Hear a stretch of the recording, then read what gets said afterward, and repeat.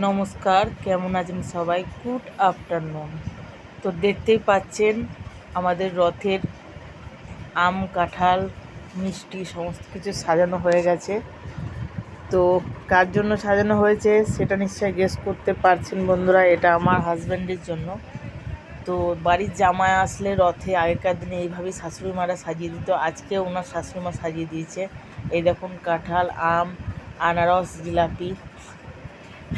আর 14 বছর পরেও জামাই পুরনো হয়ে যায়নি, আজকেও সেইভাবে সাজানো হয়েছে। এই তো রথের মেলা থেকে সন্ধেবেলায় বাড়ি ঢুকলাম, আর আমার বর দেখুন একদম এক গাদা খাবার নিয়ে বসে গেছে খেতে। তো আমাদেরকে ডাকছিল আর দিয়ে গেছে এখানে একটা গীতা, ওটা আমরা মেলা থেকে নিয়ে এসেছিলাম। তো আমাদেরকেও ডাকা হচ্ছিল খাবার জন্য। তা আপনারা কে কে এরকম খাবার খেতে ভালোবাসেন, কোন কোন জামাই এরকম পেয়েছেন আমাকে একটু কমেন্ট করে জানাবেন।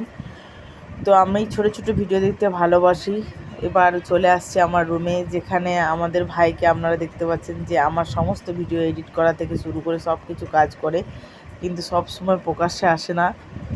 তো আমি রুমটা এদিক ওদিক গোছানোর চেষ্টা করছিলাম আর ওরা খাচ্ছিল। তো এই দেখো ফাইনালের মুখটা আমি একটু দেখাতে পেরেছি, কারণ ও খুবই ব্যস্ত, ওই আমার সমস্ত কাজগুলো করে। তো আজকে আপনারা নিশ্চয়ই খুবই ভালো আছেন, সবাইকে জানাই রথযাত্রার প্রীতি ও শুভেচ্ছা। আপনারা সবাই অনেক অনেক ভালো থাকবেন, সুস্থ থাকবেন এবং অনেক অনেক হ্যাপি থাকবেন, থাকার চেষ্টা করবেন। তো থ্যাংক ইউ।